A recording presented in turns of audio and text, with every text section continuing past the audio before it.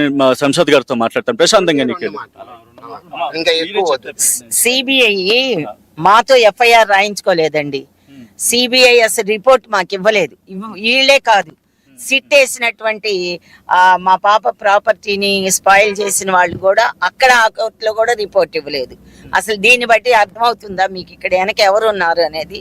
అంటే కాన్స్టిట్యూషన్, రాజ్యాంగం సామాన్య మానవులకు కూడా ఉపయోగపడే విధంగా డాక్టర్ అంబేద్కర్ గారు రాస్తే వీళ్ళు దాన్ని సర్వనాశనం చేసేసి రాజకీయ నాయకులకి, డబ్బున్న వాళ్ళకు మాత్రమే ఉపయోగపడే విధంగా దాన్ని మలుచుకోవటం జరిగిందండి.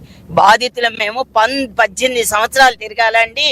వాళ్ళు నేరస్తులేమో చక్కగా కాలర్లు ఎగరేసుకొని తిరుగుతున్నారు. బాధితులేమో కోర్టు చుట్టూ, పోలీస్ స్టేషన్ల చుట్టూ, రాజకీయ నాయకుల చుట్టూ తిరగాల్సిన ఆవశ్యకత ఏర్పడింది. ఇప్పుడు ఎక్కడన్నా ఉందా? రాజ్యాంగంలో ఉందండి బాధితులను తిరగండి అని, నేరస్తులను వదిలేమని? ఎక్కడా లేదు కదా. కానీ మన రాజ్యాంగాన్ని ఆ విధంగా వీళ్ళు వాడుకుంటున్నారు. సిబిఐ వాళ్ళు చేసిన పని ఏంటంటే ఎఫ్ఐఆర్ రాయించుకోలేదు. అలాగే పోలీసులు ఎఫ్ఐఆర్ రాయించుకోలేదు. దానిలో పాప ఏజ్ 17 సంవత్సరాలు అయితే 19 సంవత్సరాలు అని రాసుకున్నారు. అంటే మైనర్ బాలిక అయితే వేరే విధంగా ఉంటుంది, మేజర్ అయితే వేరే విధంగా ఉంటుందని వాళ్ళు ముందుగానే ఆలోచించుకొని ఒక ప్రీ ప్లాన్డ్ ప్రకారంగా ఈ కేసు జరుగుతుందండి. అలాగే వార్డెన్, అసలు ఎక్కడన్నా మీరు చూసారా వార్డెన్ని అరెస్ట్ చేస్తాం? వార్డెన్ అరెస్ట్ చేయలేదు. అలాగే పిల్లల్ని అరెస్ట్ చేయలేదు. విచారించాలి కదా, ఫస్ట్ ఆఫ్ ఆల్ విచారించలేదు. అలాగే కింద పాప బాడీని తీసుకెళ్లిపోయిన తర్వాత పోస్ట్ మార్టం రిపోర్ట్ పంచనామా రాసుకున్నారు. అది ఎవరి చేత రాయించారు? బెదిరించి రెవెన్యూ డిపార్ట్మెంట్ అడిగింది. బాడీ లేకుండా మేమేలా రాస్తామంటే కాదు అని చెప్పి వాళ్ళని బెదిరించి నానా గోల చేసి వాళ్ళతో సంతకాలు మాత్రమే చేయించుకున్నారండి.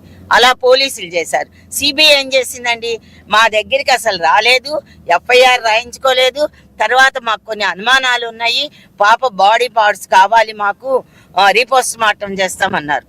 అంటే మేము మా మత పెద్దలను అడగాలండి, వన్స్ ఖననం చేసిన తర్వాత ఖురాన్ ప్రకారంగా ఎవరిని మళ్ళీ బాడీని బయటికి తీయకూడదు. ఆ సిబిఐ వాళ్ళు టేకప్ చేసేటానికి 13 సంవత్సరాలు పాప 13 సంవత్సరాల కేసు నడిచింది.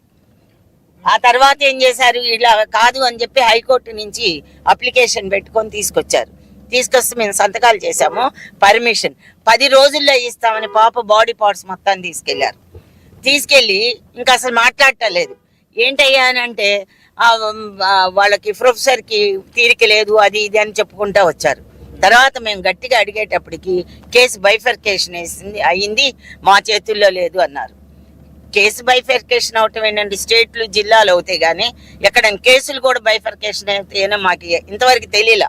సిబిఐ అంత దరిద్రంగా వర్క్ చేసింది అనమాట.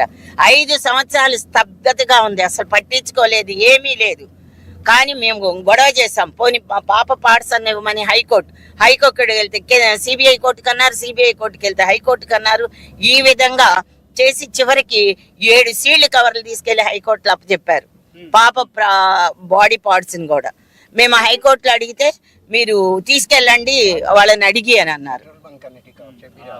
అడిగి తీసుకెళ్ళండి అని అంటే మేము ఎట్లా తీసుకెళ్తామండి అంటే పిటిషన్ పెట్టినా కూడా వాళ్ళు ఖాతరు చేయలేదు. తర్వాత 18వ తారీఖున మొన్న సిబిఐ కోర్టుకి వెళ్తే ఆమె కూడా ఇప్పుడే ఇస్తాను ప్రాపర్టీస్, పాప బాడీ పార్ట్స్ తీసుకెళ్ళండి అన్నారు. మేము అలా తీసుకెళ్ళమండి, మా మత పెద్దల అంగీకారంతోనే మేము తీసుకెళ్తాము అని చెప్పడం జరిగింది. మీరు ఒక డేట్ నిర్ణయించుకొని చెప్పండి, నేను ఇస్తాను అని చెప్పి ఆమె స్పందించారు. అయితే కేసుని మాత్రం ప్రొటెస్ట్ పిటిషన్ వేసుకోండి అని చెప్పారు. ప్రొటెస్ట్ పిటిషన్ అంటే ఏంటండి? దానిలో సాక్ష్యాలన్నీ మనం తెచ్చుకోవాలి. సాక్ష్యాలు ఎక్కడ కొనుక్కొచ్చుకోవాలండి? మనం ఎవరిని పట్టుకోవాలి? మేము ఈ వయసులో మేము ఇద్దరం వెళ్ళి ఎవరిని తీసుకురావాలి?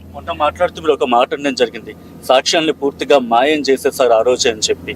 ఇంకా సాక్ష్యాలు ఒకవేళ అలా జరిగితే కనుక ఇంకెక్కడి నుంచి పట్టుకొస్తారు? ఇక్బాల్ గారు మీరు మాట్లాడాలి, ఎందుకంటే సాక్ష్యాల గురించి మాట్లాడుతున్న సందర్భంగా. సాక్ష్యాలంటే మెడికల్ గా ఉన్నవి స్పాయిల్ చేశారు సార్, కాబట్టి టెక్నికల్ గా ఉన్నవన్నీ స్పాయిల్ చేశారు. కాబట్టి మనం ఆ సాక్ష్యాలని తీసుకురాలేము.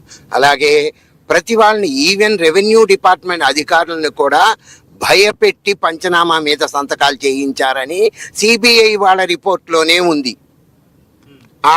వాళ్ళ స్టేట్మెంట్, రెవెన్యూ డిపార్ట్మెంట్ వాళ్ళ స్టేట్మెంట్ ఉంది. అలాంటప్పుడు ఎవరు వాళ్ళకి భయపడకుండా మా వెంట వచ్చి సాక్ష్యం చెప్తారు?